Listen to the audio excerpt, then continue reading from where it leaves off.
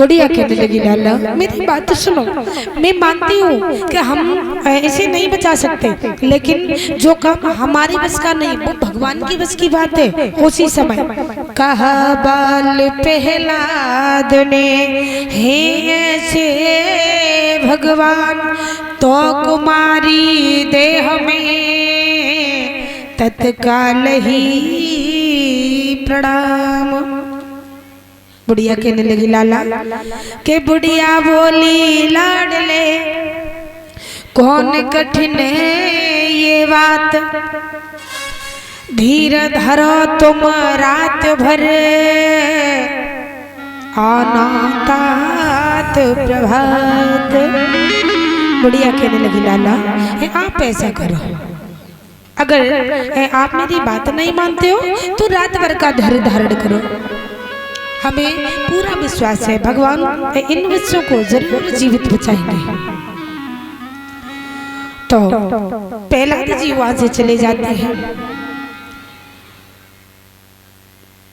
और उसी समय बुढ़िया फिर से रोने लगी, भगवान की आराधना करने लगी, ध्यान करने लगी भगवान से, फिर से रोने लगी, वही हाहा भरी पुकार से कहने लगी हे प्रभु हमारी भूल से इस अवाम बिल्ली के बच्चे चले गए, आप इन्हें जीवित बाहर निकालो।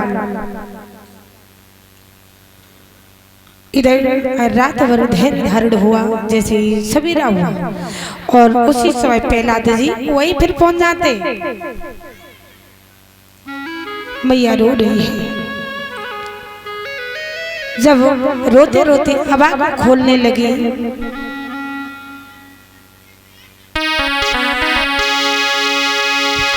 तो कुछ मन में गुनगुनाती है क्या,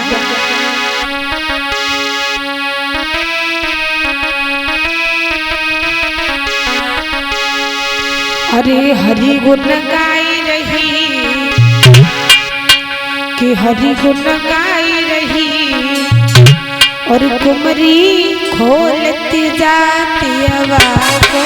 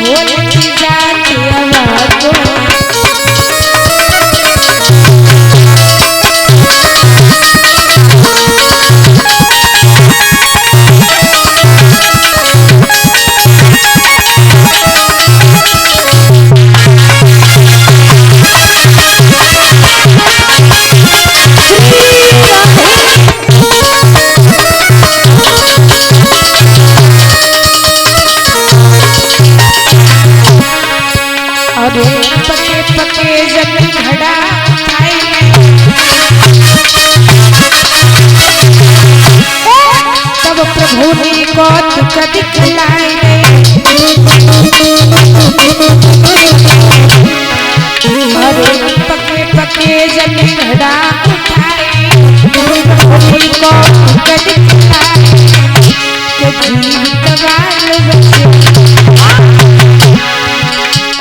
जीवितवाल बचे कुमरी खोल जाती आवाज़ को।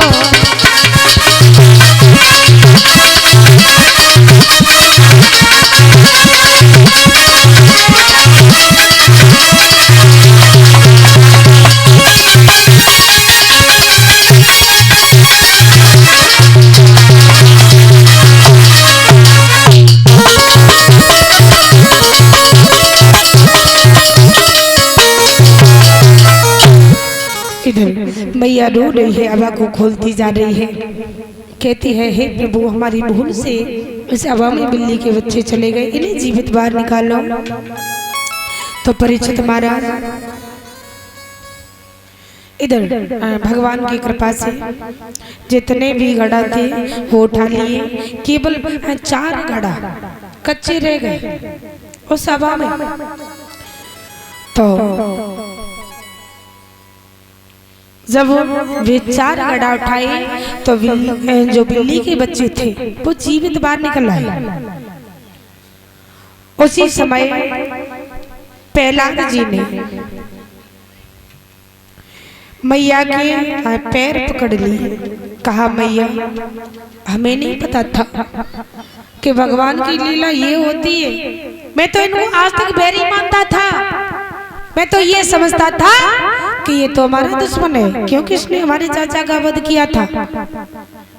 इसलिए माता बहनों, भगवान का ध्यान जरूर करना चाहिए,